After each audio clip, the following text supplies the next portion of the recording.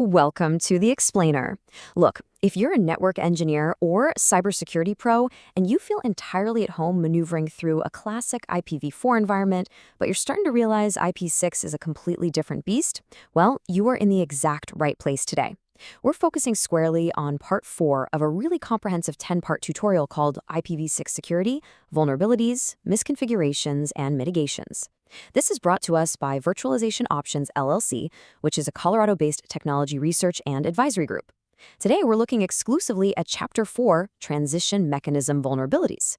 We're going to explore how the very tools that were literally designed to help you bridge your familiar IPv4 network over to the new IP6 world are, surprisingly, introducing some pretty massive hidden threats right into your environment. Okay, let's dive into this. I want you to consider this rather chilling realization. The protocols designed to bridge IPv4 and IPv6 introduce covert channels, hidden attack surfaces, and firewall bypass paths. Think about that for a second. When we set up transition protocols, we naturally think of them as these helpful little bridges, right? Simple utility paths that just make our engineering lives a bit easier during a major migration. But the reality is that from a security perspective, these bridges can act exactly like Trojan horses. If they aren't meticulously secured, they are actively bypassing the airtight perimeters you spent years, maybe decades, building in your IPv4 environment. Section 1. Dual stack, double the risk. Now, to understand why these bypasses happen in the first place, we first have to confront the reality of the architecture that, let's be honest, most of us are running right now, the dual stack network. Running both protocols simultaneously doesn't just mean a bit of extra routing overhead. It means you are literally defending two entirely separate attack surfaces. And honestly, this is where most enterprises fail. On one side, you've got your IPv4 firewall rules. They're mature. You review them manually, they are meticulously documented, and you feel incredibly safe behind that fortress. But on the other side, your IPv6 rules are often entirely missing, wildly permissive, or they've just been awkwardly copy-pasted over without taking IPv6's unique design into account, like the fact that IPv6 has no NAT by design. So you feel protected because your IPv4 front door is locked tight, but meanwhile, your IPv6 backdoor is just swinging wide open. So the crucial takeaway here is what Virtualization Options LLC calls the security parity rule. I really want you to anchor everything you do in your daily engineering operations to this simple, undeniable law. Every IPv4 security control must have a direct IPv6 equivalent. No exceptions. Period. If you have deep packet detection on your IPv4 traffic, you need it on IPv6. If you have strict ingress filtering on IPv4, well, you need it on IPv6. Because if you cannot achieve parity for a specific service or network segment, then you have just identified an active severe vulnerability in your security posture. Moving right along to Section 2, tunnels bypassing the perimeter. Let's move beyond the theory for a minute and look at exactly how this lack of parity is being actively exploited out in the wild through specific tunneling threats. First up is 6-to-4. This is a mechanism that automatically tunnels IPv6 traffic right over an IPv4 network using any cast relay routers. Here is the massive security blind spot with this.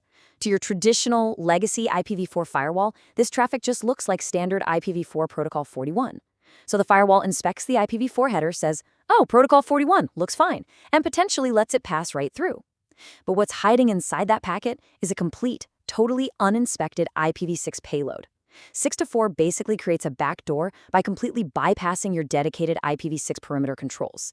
The attacker is essentially smuggling IPv6 attacks inside a seemingly harmless IPv4 wrapper. Next, we have ISATAP, which stands for Intrasite Automatic Tunnel Addressing Protocol. Now, as the name heavily implies, this was designed specifically for internal use. It's meant to help isolated IPv6 hosts talk to each other over an internal IPv4 backbone. The danger here is purely operational misconfiguration. ISATAP is frequently and mistakenly left enabled on external-facing hosts. When that happens, you have just accidentally provided an unintended, unmonitored entry point from the outside world directly into your sensitive internal routing infrastructure. And this brilliantly illustrates perhaps the stealthiest threat of the whole bunch, Teredo. Unlike 6-to-4, which uses protocol 41, Teredo tunnels IPv6 inside standard UDP packets. Why is that terrifying? Because it is specifically designed to punch straight through NAT. As network engineers, we've gotten a little too comfortable with NAT acting as a makeshift security blanket, haven't we? Well, Teredo exploits that exact reliance. It means that attackers sitting on the outside can reach an internal host via IPv6, completely undermining your security, even if your perimeter firewall is strictly configured to block all inbound IPv4 traffic. It is literally the ultimate invisible threat. Let's go to Section 3, Securing Translation Mechanisms. Okay, so now that we've identified the Trojan horses that are operating within our dual-stack environments, we need some actionable mitigation strategies. We need to lock down these transition mechanisms and reclaim our perimeter. First things first, disable 6-4, isotop, and Teredo on all your endpoints, unless they are explicitly and absolutely required for a specific business function. Modern operating systems actually often have these enabled by default, so you've got to actively turn them off via group policy or whatever configuration management tool you use. Second, at your network perimeter, explicitly block Protocol 41. If you aren't intentionally routing 6-4 traffic, there is absolutely zero legitimate reason for Protocol 41 to be entering or leaving your network. Just close the back door entirely. Finally, we've got to look at translation mechanisms like NAT64 and DNS64. These are the tools that allow your IPv6-only clients to talk to your IPv4-only servers.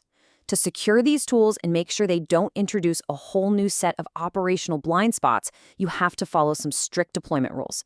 Number 1, limit NAT64 and DNS64 strictly to IPv6-only networks where they are absolutely necessary.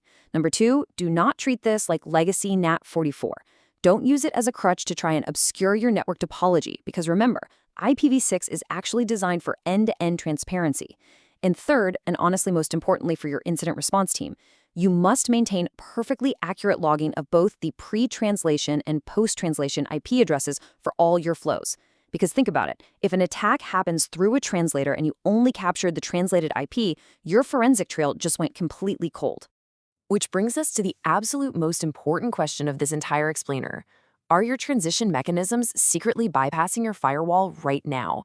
Because if you haven't explicitly audited your endpoints for Teredo or checked your perimeter drops for Protocol 41, the answer might very well be yes. Transitioning to IPv6 is totally necessary, but doing it blindly is incredibly dangerous. So I challenge you to take what you've learned from Chapter 4 of this Virtualization Options tutorial and go audit your perimeter today. Ensure those helpful bridges aren't actually wide open back doors. Thanks so much for joining me on this explainer, and keep those networks secure.